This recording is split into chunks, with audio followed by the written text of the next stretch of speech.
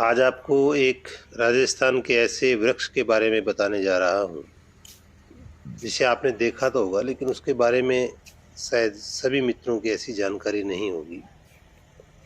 ये हमारे राजस्थान में जो एक प्रसिद्ध जगह है गोगामेड़ी,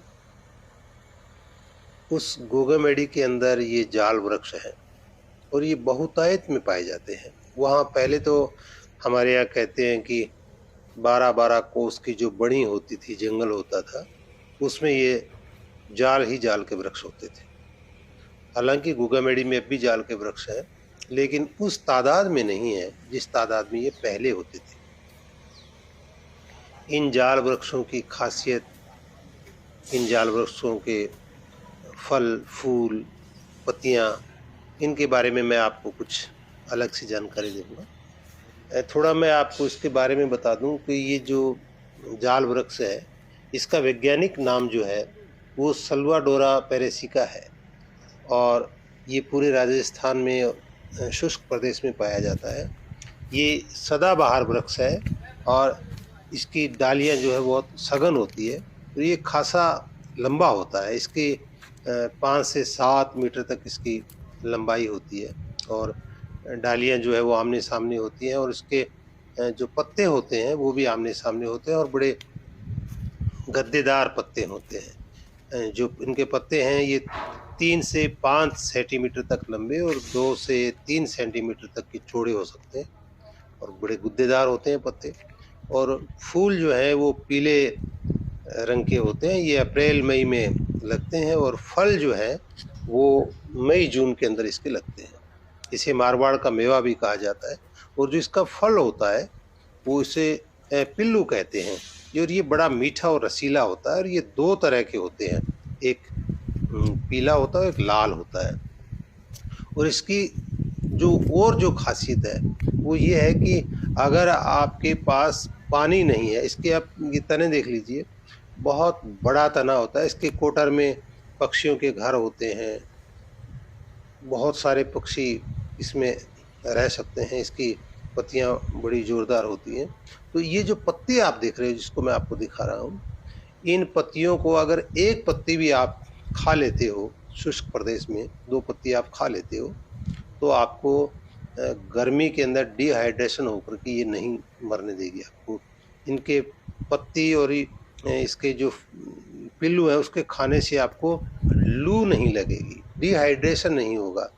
कहते हैं कि 2-4 पत्ती खा लेने से आपको 1 लीटर पानी की पूर्ति जो है वो इसकी पत्ती कर देती है।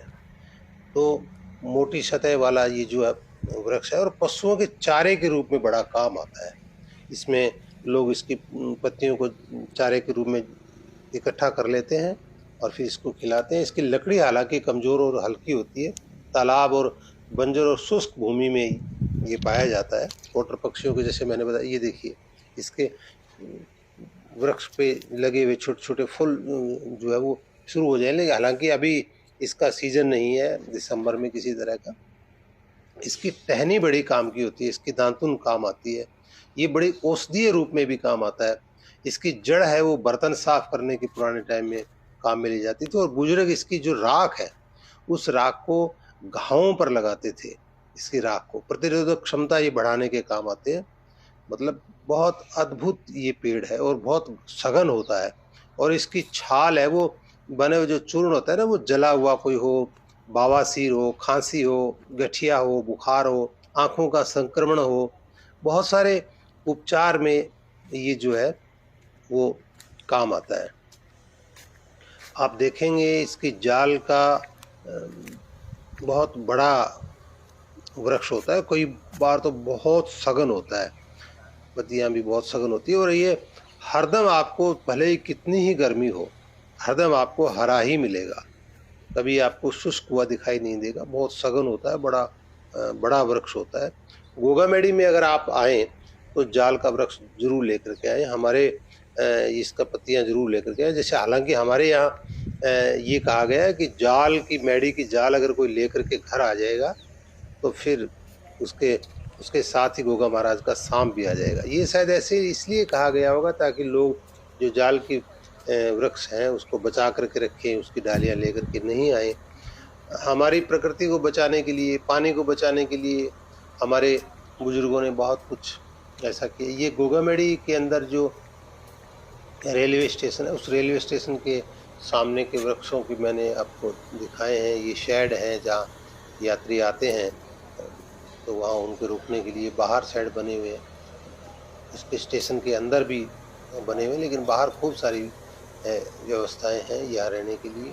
तो ये जाल वृक्ष मैंने आपको दिखाया, इसकी खूबसूरती मैंने आपको दिखाई। देखिए, ये जो नीचे ऊपर आपको मैं दिखा रहा हूँ ना, पंखे लगे होते थे, लेकिन अब हम भारतीयों की पता नहीं क्या ऐसी मानसिकता है कि हम इनको खोल के ले जाते हैं, इसलिए प्रशासन ने डर के भय से किसी कारण से जो है उनको खोल दिए होंगे। तो हमें चाहिए कि हम इन सारी चीज़ों को बचा करके रखें, चाहे भले ही वो सार्वजनिक संपत्ति हो, चाहे भले ही हमारे पेड़ पौधे हों, चाहे भले ही कुछ दूसरी और हमारी धरोहर हो। हम इनके प्रति थोड़े संवेदनशील बने, संवेदनहीन न हों। ये एक और जाल का वृक्ष, आप यहाँ गोगामेडी में जहाँ जहाँ भी आप घूमेंगे, आपको जाल जो है वो बहुतायत में देखने को मिलेगी। और जाल की जो, अगर गर्मियों में कभी आपको इसके पिल्लू खाने को मिल जाए, इतने मीठे और इतने रसीले होते हैं कि आप सोच ही नहीं सकते कि ये इतने मीठे हो सकते हैं। बहुतायत में यहाँ जाल के वृक्ष हैं। जाल के वृक्ष की मैंने आपको खूबी बताई, और अगर कोई अच्छा सा वैद्य होगा तो इसकी वो आपको और भी बहुत सारी औषधियाँ बता सकता है। धन्यवाद दोस्तों, आपने मुझे सुना। आगे किसी कार्यक्रम में फिर मिलते हैं किसी नए सब्जेक्ट को लेकर।